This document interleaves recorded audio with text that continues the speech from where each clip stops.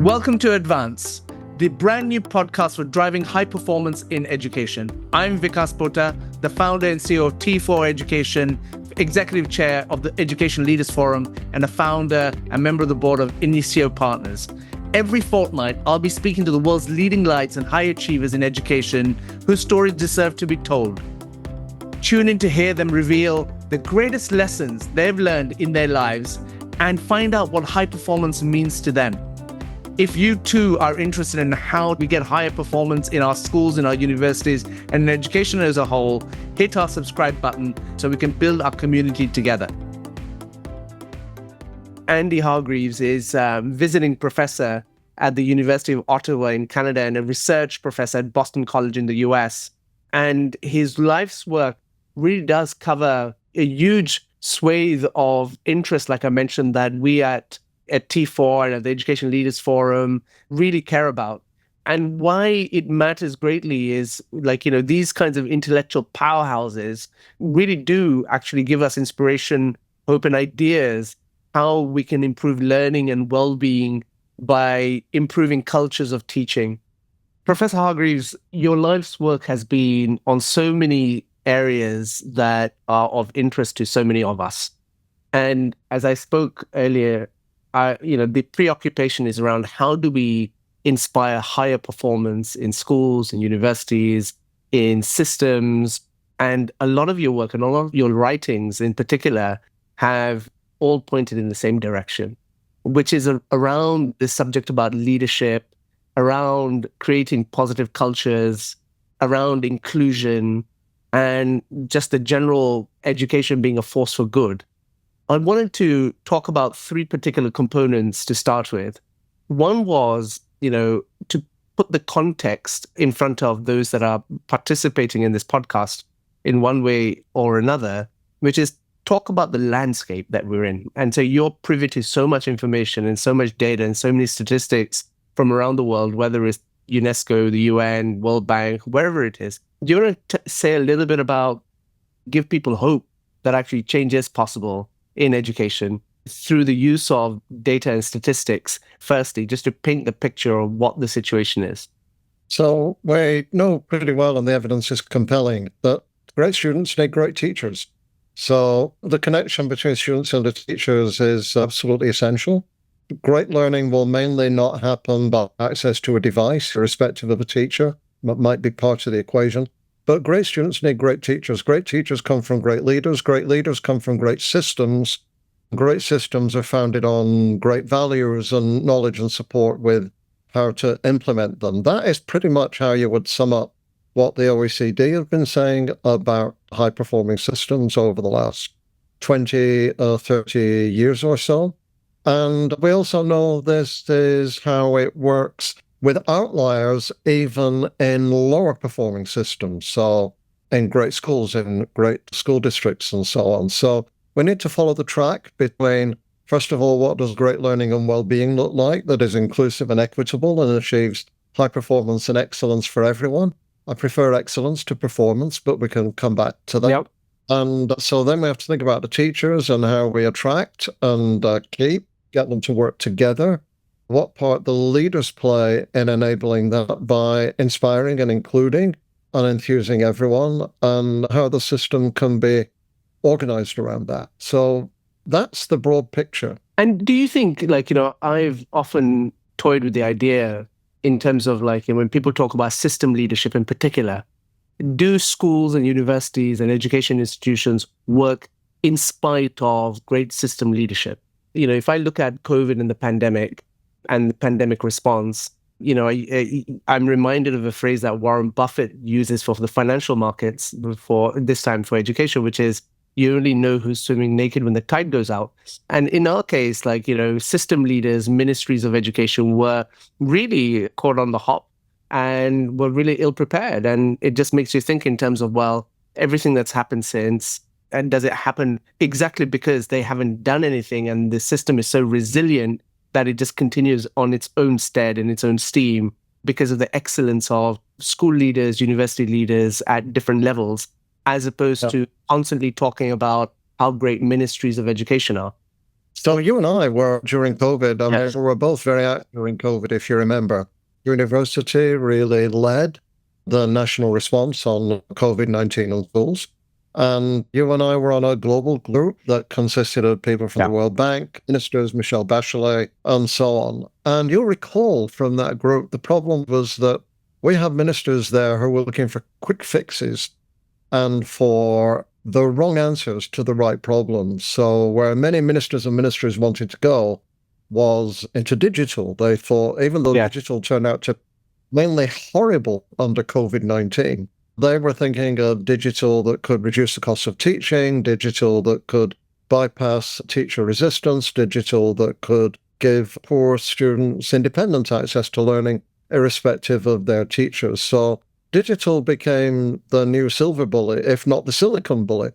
And digital is part of the answer to everything. But what we knew and what OECD said really helped systems deal with COVID effectively was a couple of things. First, that they either had or could get, paradoxically, a reasonable digital platform up that people could access and communicate through. So we had countries like Estonia that could transition quite easily with that, countries like South Korea that could put it together fairly quickly. But in addition to that, the systems that did best as systems were ones that were very collaborative and very inclusive and very equitable. So I worked with the government of Scotland, for example, that developed a much more effective response than the government of England in response to COVID.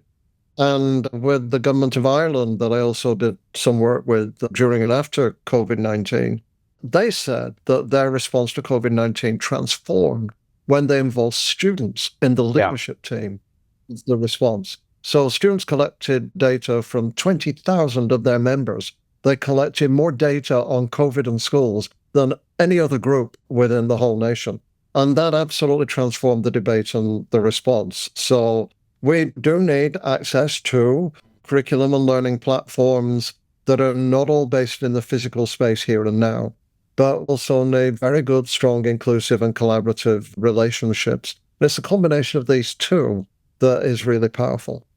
Professor Hargreaves, I just fast forward a little bit in terms of our conversation. It was something that I was going to raise later on, but given you raised the prospect of the use of technology in schools and in education, and you also saying that actually it's part of the solution, do you not see sometimes that given the crisis that we have in teacher recruitment and retention, as an example, where in London, for example, we can't find enough maths teachers, is there a case for the deployment of technology en masse to help kids with that kind of thing?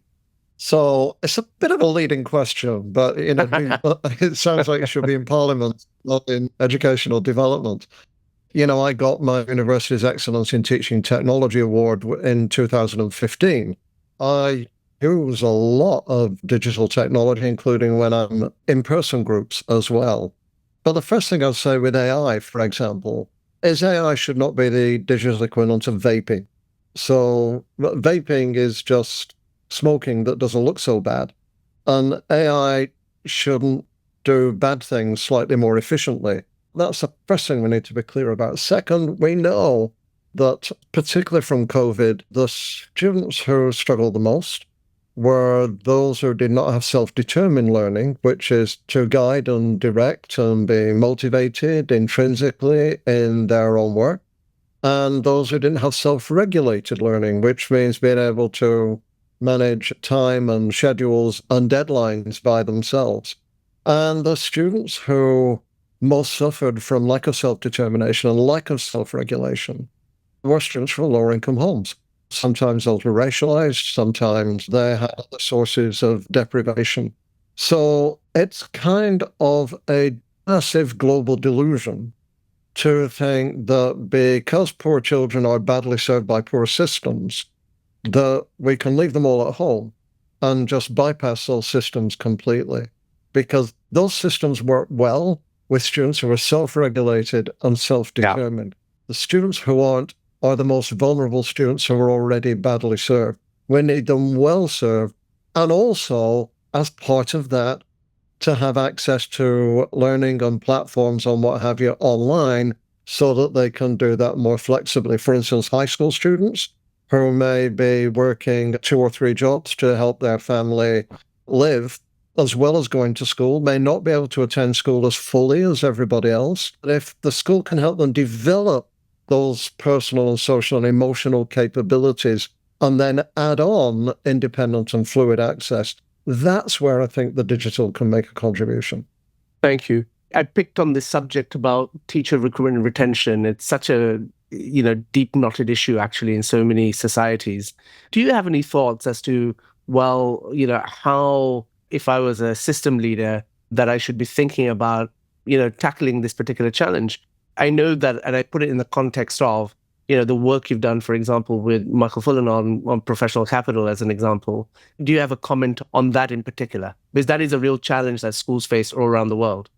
So this is a really current question for me. I mean, it's been a lifelong question, as you say. The UN Secretary General commissioned a high-level panel at UNGA in 2022, which reported earlier this year on the global crisis of recruitment and retention in the teaching profession, which is almost everywhere except China for special reasons in China. So it is a global crisis of recruitment and retention. They commissioned 6 expert papers, of which I offered one, and they had 59 recommendations, which for me is about 53 recommendations too many. But what most of those recommendations say? Things we all agree with and that we've been saying for years. More pay, more respect, more status, more dignity, more time, more opportunities for collaboration. So it's not wrong that they said these things, and these things really need paying attention to. But we've been banging away on these for the last 30 years. In that sense, it offered nothing particularly new. What I tried to argue is what we've learned through many projects, and in the book with Michael Fullan, and in work we've done with the Lego Foundation in 41 schools after COVID-19. And that is, if we want to improve recruitment and retention in teaching, you have to change how the job feels. If we not only have a crisis of recruitment and retention, we have a crisis of chronic absenteeism. And what happened with COVID was it broke the habit of school. So kids are no longer particularly saying, oh, no matter what it's like, I get up, I go to school, I do my work, I come home, I get up next day. People are saying, why should I go to work? Why should I go to school? Why should I stay in teaching? And so we have to, instead of pushing kids into school, pushing teachers into school, we have to pull them in. And to do that, we need not a standardized top-down environment of 3-part lessons in a scripted format with little autonomy and independence and imagination for teachers. We need to create in our schools, not all the time, not in every lesson, but for significant parts of the school day, ways of teaching, innovative ways of teaching and learning that are engaging for the teachers and for the kids, that create well-being for the teachers, the feeling not just that they're safe or have a low workload, but that they're thriving and find what they're doing thrilling, as we do for the kids, where every teacher can feel that they can bring all of who they are into their teaching, just as every child needs to feel that they can bring all of who they are into their learning.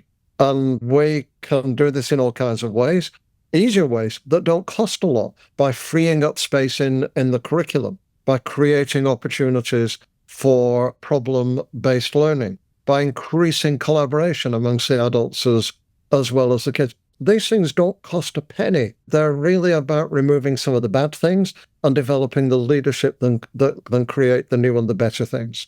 Do you have some examples or case studies that you can actually, when you talk about some of those things, that you can present to us in terms of the people that are listening saying, look, change is possible? And what you're saying is absolute common sense, and we've heard so many times, but sometimes what we lack are, shining spotlights in terms of this is where it's worked really well, and this is how they've gone about doing it. I was wondering if you have any examples that you can provide. Well, part of the problem with our field is we always turn to the same examples. So in America, everybody and their dog goes to, which is an insult to dogs, but everybody and their dog goes to high-tech high. Yeah. In California, the schools around high-tech high. But there are lots of other unsung examples as well as these, which get all the razzmatazz and all the pizzazz. To take a very recent example, my colleagues and I at the University of Ottawa got $2.7 million to build a network of 41 schools across Canada after COVID to develop play-based learning in the middle years where it kind of gets harder for vulnerable kids after COVID-19. We offered a little money to each school, not much, up to $5,000, but that's a huge part of many small schools' budget to either take something they're already doing and develop it or create something new. The money went to teacher teams, so not to the principal. The principal could be in the team, but couldn't drive the team or micromanage the team. And they could focus on innovations that were either green, outdoors, a screen, digital, or a machine, robotics, cardboard, and so on. Most did a combination of these things. Very few chose digital as their driver, though it was often integrated through like film editing and so on. They chose the others. But we have seen extraordinary work in these schools. So, for example, with our Indigenous communities, superb work with learning on the land, learning outdoors, connecting Indigenous skill to other kinds of schools, and then other schools picking these up and saying, what's good for Indigenous kids is actually good for all kids. We remember things through story and narrative. We develop a sense of who we are and where we're going when we engage with our elders and listen to our elders. So in Indigenous schools, we saw really incredible work. We saw variations in leadership. So we saw some principals who wouldn't really join those who were skeptical, but other principals who were very successful at really keeping going at those, and then those who were more skeptical. And then when the more skeptical ones were convinced, they had networks to everybody else in the school. The problem with High Tech High and other glitzy, innovative schools is that they mainly draw in the people who are young, hungry, full of energy, probably may not yet have families or aging relatives or illnesses, and they work well there, but then it gets really hard to scale them up. So we have lots of examples in very ordinary schools, rural communities, inner cities, Indigenous communities, and so on, where with just a little bit of support and encouragement, teachers can do remarkable things with their kids. You know, what we found now that we've been doing it for a few years now, the World's Best School Prizes, which is an effort to actually talk about expertise and the transference of knowledge and all these kinds of different good things, is after 2 cycles and now we're in a third. You know, when we look at the 50 schools that we shortlist, the striking thing is that schools that get selected actually actively seem to work on their school culture and developing a positive school culture. I mean, you've done a lot of work on this space. Do you want to explain, to those that are listening to this podcast, how you define school culture and how you actually develop it and what your research has said, the things that work in situ in schools around the world? There are 2 cultures. There's a school culture, which is about everyone, and then there's the teacher culture, which is really about the educators. And of course, there's a connection between the two. In our most recent book, The Age of Identity, Who Do Our Kids Think They Are and How Do We Help Them Belong?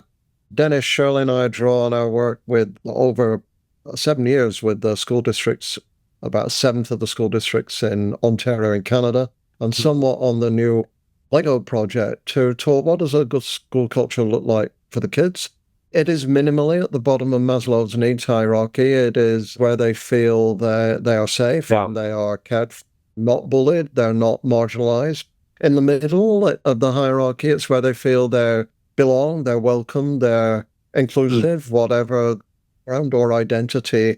And also, especially, it's at the top, where through achievement and through their learning, they feel that with other kids who are different, neurodiverse perhaps, that they're really accomplishing important things together. And we see that in all kinds of cultures, all kinds of communities. And so then we need to take that, and I should say a lot of the literature on well-being, belonging tend to focus only on the bottom and the middle, and they don't really question or push or challenge the learning as a source of well-being. Exactly the same applies to teacher cultures. If you're a teacher in a school, we need to believe the same things, but not all contribute in the same kind of way. And so a collaborative culture that creates senses of belonging, common direction, but is also thrilling. You know, two of our schools in our 41 schools with the Lego Foundation project, every Friday morning, their class is based on teachers' interests, not kids' interests, but teachers' interests that they were excited about. Cooking, beautifying the school, building shelters outside, magic tricks, ice climbing. And then the kids would sign up for what the teachers were passionate about. And it doesn't have to happen in the school all the time, but these are ways of getting teachers engaged with learning that is thrilling and that is collaborative. So we need to value the differences in our teachers, and we need to engage and motivate them as much as we do with the kids. There's no child well-being without teacher well-being. There's no student engagement without teacher engagement. You can't force teachers to be inclusive in a top-down way. Thank you for that. And I'm thinking more about the well-being agenda, and then again, you've written a lot on this. Again, post-pandemic in particular, we have what has been described as the mental health epidemic of a lifetime in terms of in our societies. And actually what we see in schools, not just with learners, but also with staff and teachers and leaders, you see this playing out. What are the strategies that a school principal could use to actually get on top of the well-being agenda in their school? The ones that are most easy for governments to support and leaders to promote, and that are usually most prioritized, and the first thing that people will go for, are at the bottom of Maslow's needs hierarchy. Feed the kids, get them breakfast, make them feel safe. If they're agitated and anxious, have a calming room that they can go to. And the schools say this helps discipline, it helps self-regulation, and so on. All those are good, and we totally support them. If you watch the movie Inside Out, you get the two movies. Yeah. You get the importance of knowing your emotions, regulating your emotions, the whole Mark Brackett agenda in emotional development. As well as that, though, we keep coming back to this, is great learning is a source of fantastic well-being. It doesn't make you only feel safe. It makes you feel like you're thriving. It makes you forget everything that's going on around you because it's so utterly absorbing. It's the one place you can go to in the world where you really want to show up. Whatever's going on in your home, you really want to show up. You really want to be there because you know of what's going to happen next day and the day after.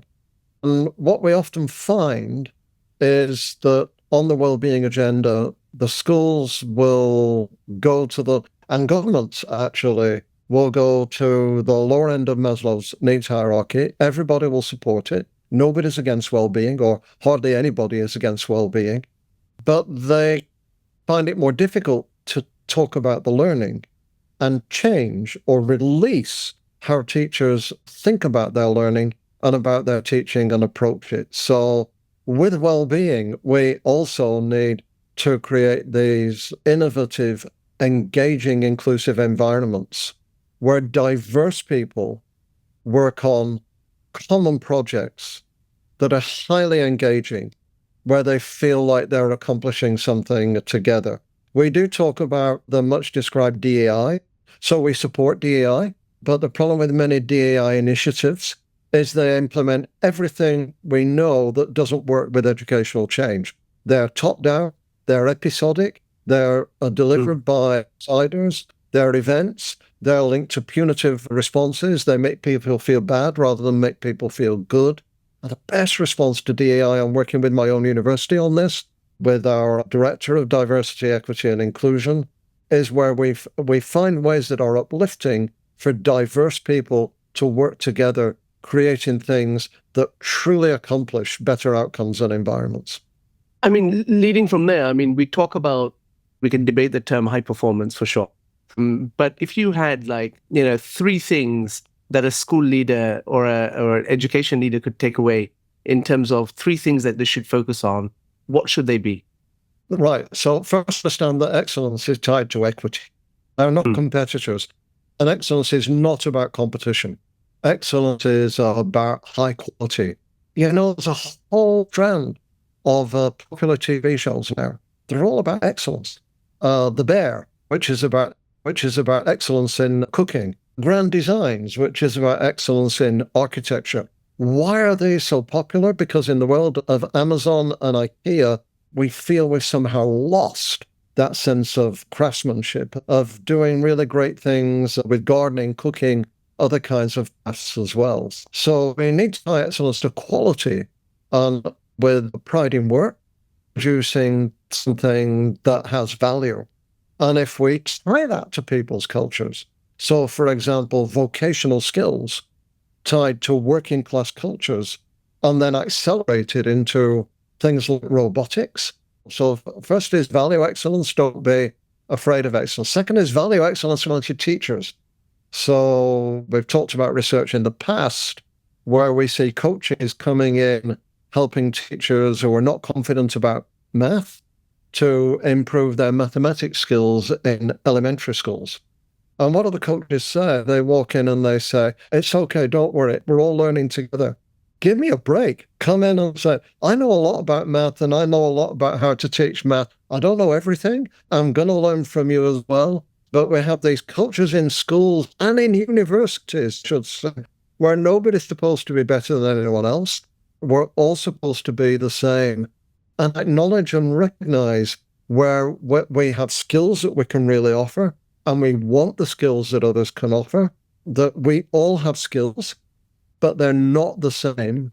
And we multiply our views of what excellence is. Wow. So it's not a hierarchy of good and bad, but it's multiple dimensions of ways to do things together. So excellence and equity is the first thing. Second is that applies to adults as well as it applies to the kids. And then thirdly, what Michael Fullan and I talk about in professional capital, of the three kinds of capital: human capital, what we have as individuals; decision-making capital, how we develop our judgments over time; and third is social capital, which is how we are together. Research is pretty compelling and has been since Albert Bandura invented the concept of collective efficacy, that we are better together than we are individually, and you will become a better teacher by virtue of who your colleagues are around you. So paying attention to the collective capital of what we have together is a really important priority. And in terms of what you talk about is what I would say common sense, because of all your work that you've put out there. But the critical thing is, how do you turn that into actual action? What have you learned about that? How do I actually do it? Well, you could apply that question in a school or in a government. And the answers are mainly, but not exactly, the same. So let's begin at the government level first. And you do a lot of work with governments, as I do. I just wrote a strange little piece called How to Be an International Education Advisor. I can send it you if you like it. Only 1,000 words. And one of the key things is if someone asks you to be an advisor, and I've had 2 offers this week. First, put your own ego aside and figure out, are our values broadly aligned? Don't just be flattered or be a shiny bauble for the government to say, we have this person advising us. Are your values aligned? Second, or once they're aligned, be realistic that not all governments, because some aren't democracies, but those that are democracies have to think about 4 or 5 years ahead. So when they talk about what's 4 or 5 years ahead, don't regard that as an interruption or as a bad thing or something that's cynical. It's part of what they have to think about. It has to have public credibility. It has to have a short-term and a long-term horizon. And you can help them think about that. And partly is data, but one government I work with that I can't name is probably on a 2-year fuse before that fuse will expire. And they said, so what can we do in the next 2 years that will show results? And I immediately said, attendance. Attendance is hugely related to achievement. There are a number of strategies to improve attendance, some very short term, some long term. If you really put a lot behind it, you can improve attendance in the next 2 years. So you have to empathize with people's practicalities of their political agenda as well as their value system. That's when you work with a government. It helps to have a team of advisors, not one advisor. It helps that they're diverse, and it helps that you can work together rather than kind of fight each other. In a school, if you're a leader in a school, to make it practical, obviously it has to be about the kids, not about some external glitzy image. A hard thing for principals to think about is don't only begin with the enthusiasts. If you do, you'll make fast, early progress, and then you'll get stuck, and then everybody moves on to something else. But include at the beginning, I've seen this a lot in my work and written about it, including a paper I can send you that's just out, is include the skeptics from the beginning. It's a little harder. Don't make it a cynical trick, but include skeptics because you treat them with dignity and you believe they have something to offer. You genuinely are humble in yourself that you can learn from difference and even from dissent. You'll have a slower start, but once you've got that start, your progress will be quicker, it will last, and it will spread much further. You know, you talked about attendance. I'm reminded of your book, which is around 5 paths of student engagement, where you actually are talking about the 5 enemies of engagement. Yes. Do you want to, I mean, for our listeners, I think it'll be quite interesting and important for them to understand what you mean by that phrase in particular. And because I think it's linked to everything that what we're talking about today. In fact, just yesterday, if I'm not mistaken, there's a Times article about student attendance in English schools being at a crisis point. And so I would love to hear your thoughts about student engagement in particular. So Kelly Clarkson sang, "Do you love me for my dark side?" So everybody has a dark side, as she says, and every government likes an enemy. And most people like an enemy. I'm not saying this is the best thing, but it's realistically, you know, most stories, classical stories, Lord of the Rings, what are they about? You are a wonderful group of people. Some gathering force of Mordor comes to threaten pleasant Middle Earth. You move against it, you bring diverse people together, you face obstacles, you overcome them. So a great narrative actually helps people understand this. And if you only begin with a community and talk about what it is you want to do and why it is you want to do it, it doesn't articulate what those enemies are for all of us. And in our bones, most of us know what those enemies are. We know testing is as much of a problem as it is an opportunity. Technology can be a threat as much as an advantage. Look at levels of girls' anxiety, or the schools that are banning cell phone use now. So a good place to begin is sometimes with the enemies and then flipping them. And in 5 paths of student engagement, we identify 5 of those, probably not all of which I can remember, but they are like the arch enemy, which is too much top-down testing and standardization. They are when competition isolates people and puts them against each other, school against school, rather than actually bringing people together with a sense of belonging. So what it would help, what an engaging environment looks like, is usually a combination of conservative and radical things. It is a sense of belonging, community, doing things together. It is a bit of magic and wonder and surprise, which the liberals and the progressives like, but also quite a lot of mastery and sense of accomplishment, which is what in high school teachers compared to elementary teachers like. We all need to embrace that over time.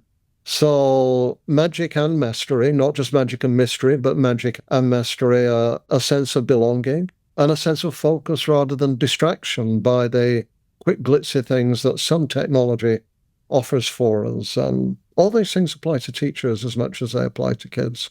Professor, we've had a pretty wide-ranging conversation actually about your life's work. It seems like, you know, you've covered so many different areas. There is a question that I'd love to ask, and I'm asking all our guests, which is, how do we make the world a better place? You know, if I were going for tenure in a university at the moment, I'd probably fail because people would look at my publications and say, this person has no idea where he's going. Is he's all over the place. But actually, I'm not. I grew up in a working class community.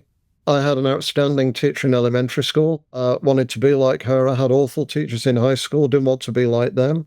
Wanted to train a better generation of teachers.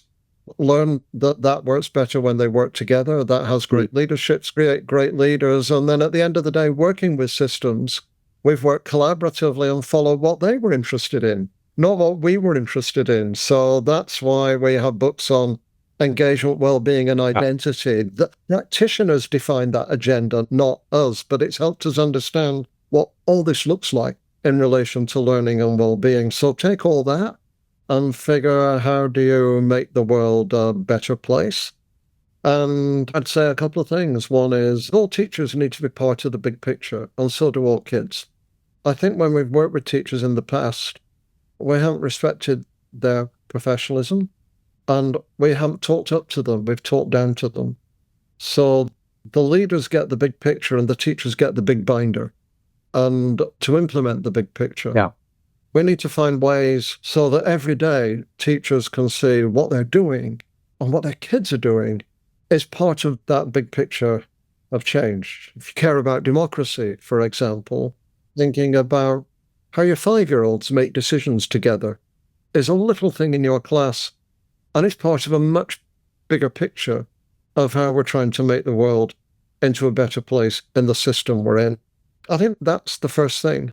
The second thing, of course, and is a Gandhi thing, which is you have to be everything you want the people you lead to be. You have to demonstrate that in the way that in a collaborative environment, when your teachers to be able to ask for help when they don't know what to do, you have to show as a leader that you can ask for help and that there are some things you don't know what to do and that other people can help. That's harder in some cultures than it is in others. But being able to model those things personally makes you stronger as a leader. It doesn't make you weaker as a leader. Thirdly, of course, then is we might not be able in our time in school to transform the climate change agenda, but there are things that we can do in our school that improve our local environment. Measure the water quality in the river. We can work with our indigenous communities, rethink our relationship to the land and the water. And during COVID, I led a retreat for the senior leadership in my university. They only employ me 1 day a week, so I have nothing to fear from them and they have nothing to fear from me. And again, they wanted to do everything digital because it'll save money and also create a bit of equity. And I said, the one thing you can do, you can take that awful concrete square in the middle of the university and you can make it green. And this week I went into university and I was lost when I came out of my building because I realized they turned that awful square green. So, I can't do anything about climate change, but I can contribute to change in my own community that improves its quality of life. And I think we can be a part of the big picture, model yourself what you want to see, and do it within the bounds of what is practical and uplifting in your own community. Unfortunately, we can't finish on this note, actually, Andy. You raise another area which I have to therefore ask you about, which is around your point about the bigger picture.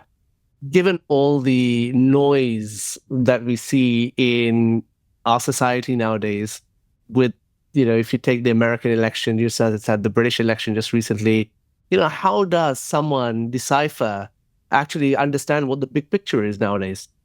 One is you watch proper news. What is that? I mean, where do you find proper news? You find news that's not entertainment. And you find news that is not controlled by your government. You have a fourth estate of independent journalism. Some countries have a bit more of that than others, but that's the first thing. And if you're a teacher, remember, teachers are intellectuals. If you don't see yourself as an intellectual, you have no right to be a teacher. And you're an intellectual even if you're a teacher of 5-year-olds, which means you have an obligation to keep connected with what's going on in the world. And when we lead teachers, we need to leave teachers time and energy so that they're able to do that. They're able to be in the world in some way. So It's important that teachers see themselves as intellectuals and that we talk up to teachers as intellectuals too. When you read fiction, and by the way, it's good to read fiction because the best thing my wife taught me in life was the importance of fiction and not just non-fiction. Men need to read more fiction because, and I don't just mean adventure stories, but I'll never be indigenous, I'll never be black, enslaved, or a monarch.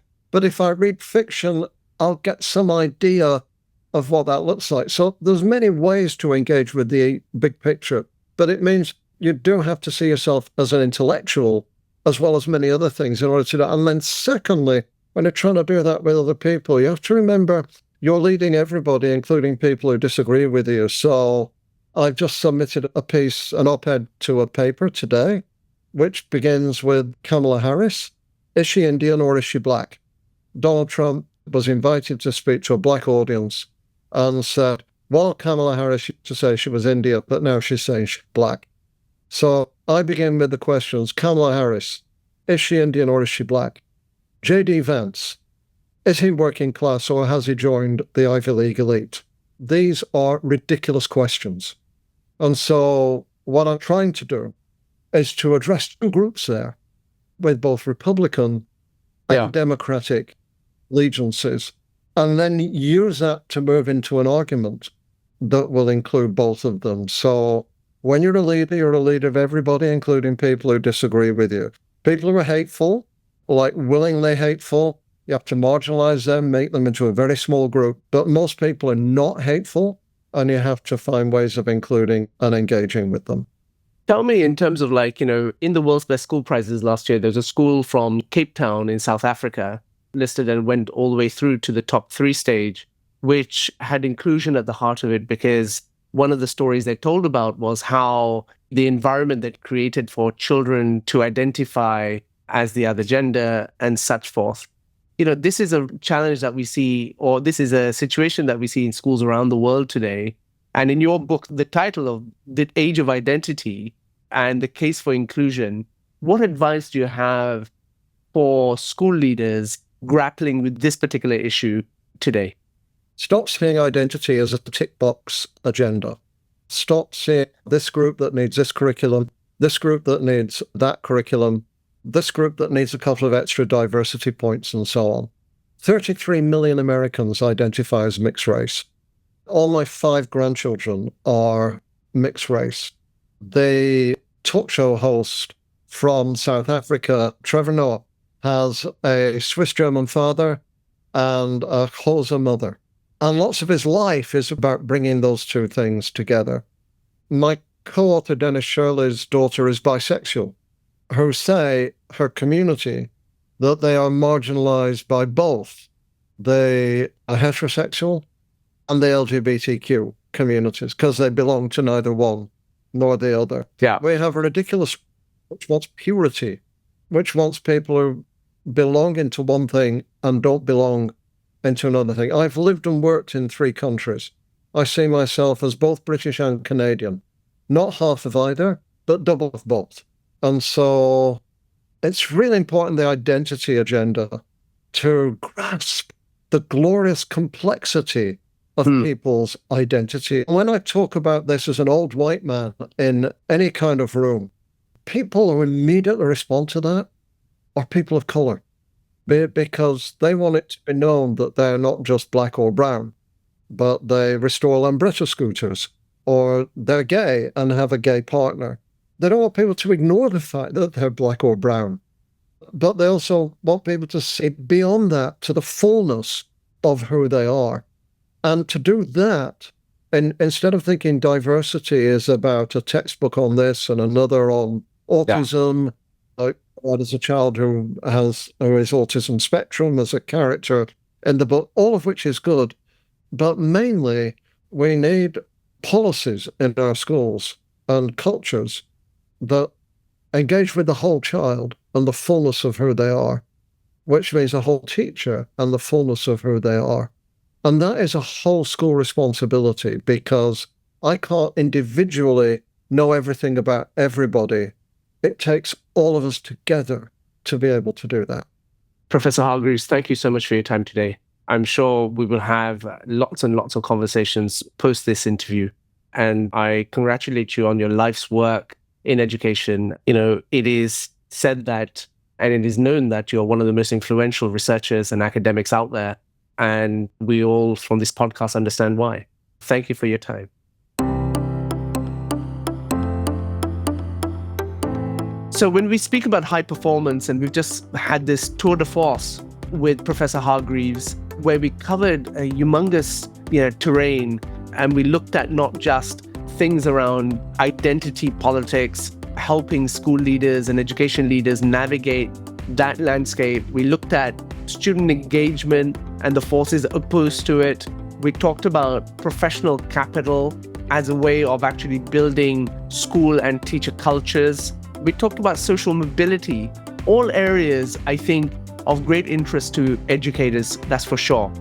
In particular, when we talked about high performance and what three things that Andy had particularly picked out as areas that we should all focus on, amongst them was this notion that excellence is not competitive superiority. It is a relentless pursuit of high quality and craftsmanship.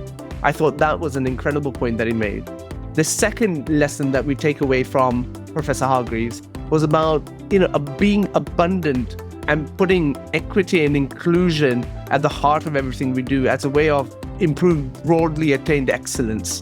And the third point, it doesn't go amiss at all, which is around effective and inspiring leadership, bringing out the best in others. Now, these three lessons I think are pretty fundamental, actually, when you think about high performance. And so for this reason, I'm really delighted that Professor Hargreaves could join me on this podcast and spend so much time with us. I thoroughly recommend that you follow his work. He has written extensively on these subjects, and I'm sure they will be of use to you as a leader in the education sphere.